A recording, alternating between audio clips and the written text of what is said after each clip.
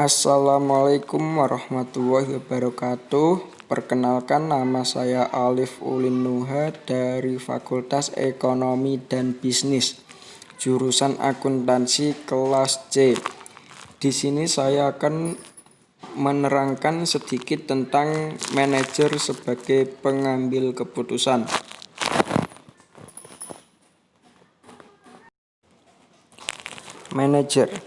Manajer adalah orang yang bertanggung jawab untuk mengarahkan usaha yang bertujuan untuk membantu organisasi dalam mencapai tujuan yang telah ditetapkan. Selain pengertian tersebut, sebenarnya masih ada beberapa pendapat menurut para ahli yang tidak saya cantumkan pada presentasi atau video ini. Jadi kita lanjut ke slide berikutnya saja. Ada beberapa pengertian tentang keputusan dan pengambilan keputusan menurut para ahli. Yang pertama ada DRS-H Melayu SP Hasibuan. Menurut DRS-H Melayu SP Hasibuan, pengambilan keputusan adalah suatu proses penentuan keputusan yang terbaik dari sejumlah alternatif untuk melakukan aktivitas-aktivitas pada masa yang akan datang.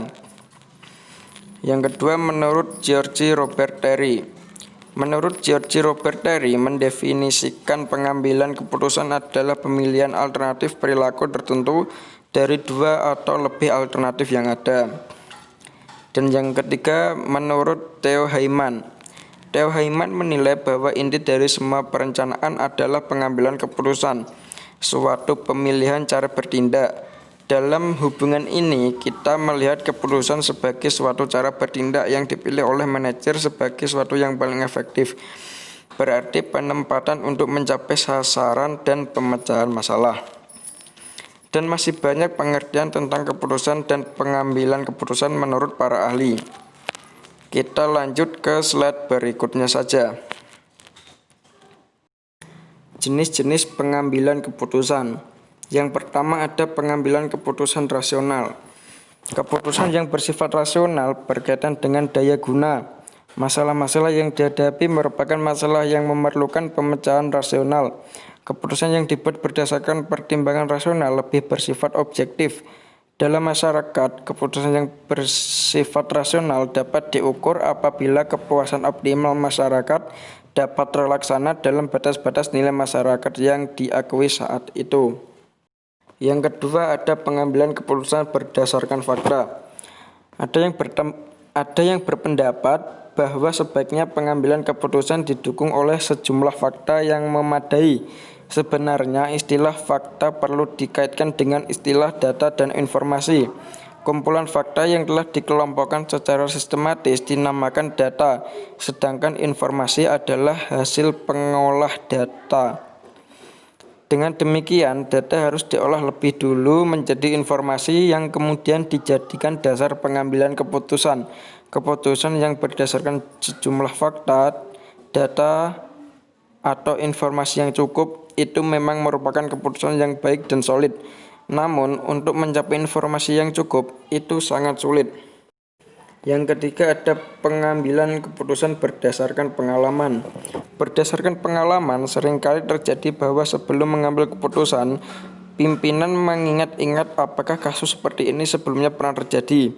Pengingatan semacam itu biasanya ditelusuri melalui arsip-arsip pengambilan keputusan yang berupa dokumentasi pengalaman-pengalaman masa lampau. Jika ternyata permasalahan tersebut pernah terjadi sebelumnya, maka pemimpin tinggal melihat apakah permasalahan tersebut sama atau tidak dengan situasi dan kondisi saat ini.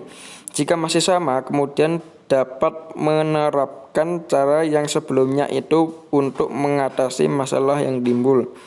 Dalam hal tersebut, pengalaman memang dapat dijadikan pedoman dalam menyelesaikan masalah. Keputusan yang berdasarkan pengalaman sangat bermanfaat bagi pengetahuan praktis. Yang keempat ada pengambilan keputusan berdasarkan wewenang. Pengambilan keputusan berdasarkan wewenang, banyak sekali keputusan yang diambil karena wewenang yang dimiliki. Setiap orang yang menjadi pemimpin organisasi mempunyai tugas dan wewenang untuk mengambil keputusan dalam rangka menjalankan kegiatan demi tercapainya tujuan organisasi yang efektif dan efisien. Keputusan yang berdasarkan pada wewenang semata akan menimbulkan sifat rutin dan mengasosiasikan dengan praktik diktatorial. Keputusan berdasarkan wewenang kadangkala oleh pembuat keputusan sering melewati permasalahan yang seharusnya dipecahkan justru menjadi kabur atau kurang jelas. Yang terakhir yaitu yang kelima, pengambilan keputusan berdasarkan intuisi. Keputusan yang diambil berdasarkan intuisi atau perasaan lebih bersifat subjektif, yaitu mudah terkena sugesti, pengaruh luar, dan aktor kejiwaan lain. Pengambilan keputusan yang berdasarkan intuisi membutuhkan waktu yang singkat untuk masalah-masalah yang dampaknya terbatas.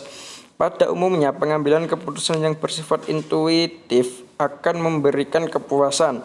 Akan tetapi, pengambilan keputusan ini sulit diukur kebenarannya karena kesulitan mencari perbandingan dengan kata lain. Hal ini diakibatkan pengambilan keputusan intuitif hanya diambil oleh satu pihak saja, sehingga hal-hal yang lain sering diabaikan.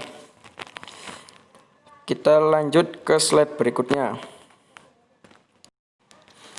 Berikutnya adalah konsep dasar dan langkah-langkah mengambil keputusan. Yang pertama ada konsep dasar pengambilan keputusan. Konsep dasar pengambilan keputusan dibagi menjadi 3 keputusan. Yang pertama, perencanaan strategis.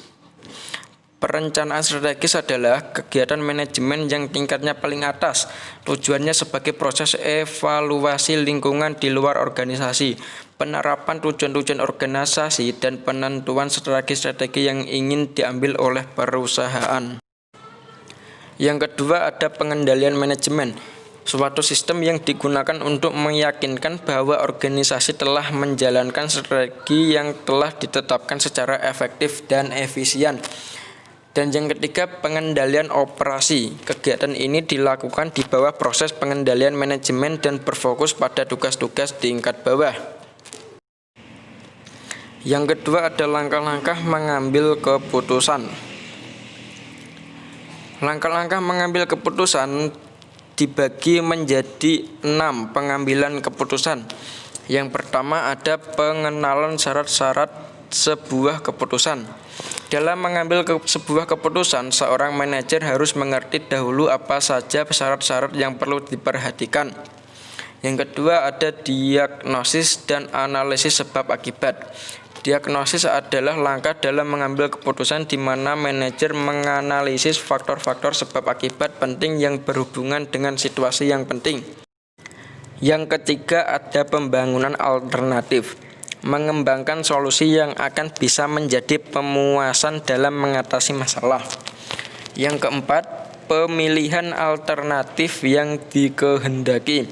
Manajer mencoba menyeleksi pilihan dengan resiko dan ketidakpastian paling sedikit. Manajer kemudian mencoba untuk mengukur prospek-prospek menuju sukses. Yang kelima, penerapan alternatif terpilih. Kesuksesan alternatif terpilih ini akan bergantung pada bisa tidaknya alternatif ini diterjemahkan menjadi suatu tindakan. Dan yang terakhir yaitu yang nomor 6, evaluasi dan umpan balik. Pada tahap evaluasi yang merupakan bagian proses pengambilan keputusan, para pengambil keputusan akan mendapatkan informasi tentang seberapa baiknya mereka menerapkan keputusan yang telah mereka ambil. Kita lanjut ke slide berikutnya. Jenis-jenis keputusan. Jenis-jenis keputusan dibagi menjadi 2, yaitu pengambilan keputusan terprogram dan pengambilan keputusan tidak terprogram. Untuk pengambilan keputusan terprogram sendiri, yaitu keputusan yang bersifat rutin dan dilakukan secara berulang-ulang, sehingga dapat dikembangkan suatu prosedur tertentu. Keputusan yang diprogram terjadi jika permasalahan terstruktur dengan baik dan orang-orang tahu bagaimana mencapainya. Permasalahan ini umumnya agak sederhana dan solusinya relatif mudah. Di perguruan tinggi, keputusan yang diprogram misalnya keputusan tentang pembimbingan KRS, penyelenggaraan ujian akhir semester, pelaksanaan wisuda, dan lain sebagainya. Untuk pengambilan keputusan tidak terprogram adalah keputusan baru, tidak terstruktur dan tidak dapat diperkirakan sebelumnya. Tidak dapat dikembangkan prosedur tertentu untuk menangani suatu masalah, apakah karena permasalahannya belum pernah terjadi atau karena permasalahannya sangat kompleks dan penting. Keputusan yang tidak diprogram dan tidak terstruktur dengan baik, apakah karena kondisi saat itu tidak jelas, metode untuk mencapai hasil yang digunakan tidak diketahui, atau adanya ketidaksamaan tentang hasil yang diinginkan. Untuk kesimpulan dalam materi tersebut adalah, yang pertama, keputusan adalah cara bertindak yang dipilih oleh manajer untuk mencapai sasaran dan pemecahan masalah. Yang kedua, pengambilan keputusan yang baik merupakan bagian vital dari manajemen yang baik, karena setiap keputusan yang diambil akan menentukan bagaimana sebuah organisasi dapat mencapai tujuan-tujuannya. Dan yang ketiga, dalam hal mengambil keputusan, terdapat cara, langkah, serta metode yang digunakan, sehingga pengambilan keputusan merupakan langkah akhir dalam fungsi manajemen sebagai petunjuk langkah-langkah selanjutnya. Dan untuk saran dari saya adalah, setelah kita mengetahui berbagai macam hal mengenai manajer dan pengambilan keputusan yang baik dan yang benar, maka hendaknya ilmu diaktualisasikan ke kehidupan nyata, sehingga sebuah organisasi dapat mencapai tujuan-tujuan dan dapat pula meminimalisasikan kesalahan-kesalahan yang tidak terduga ataupun tidak diinginkan. Oke, terima kasih sudah menonton video saya. Mohon maaf kalau ada salah kata, salah pengucapan, dan kesalahan-kesalahan lainnya. Kalian juga bisa komen di kolom komentar kalau ada kesalahan dari kata atau materi saya tentang manajer sebagai pengambil keputusan. Sekali lagi saya minta maaf karena saya juga masih belajar, dan video ini adalah salah satu tugas saya dari ibu dosen saya. Thanks sudah menonton and see you, bye.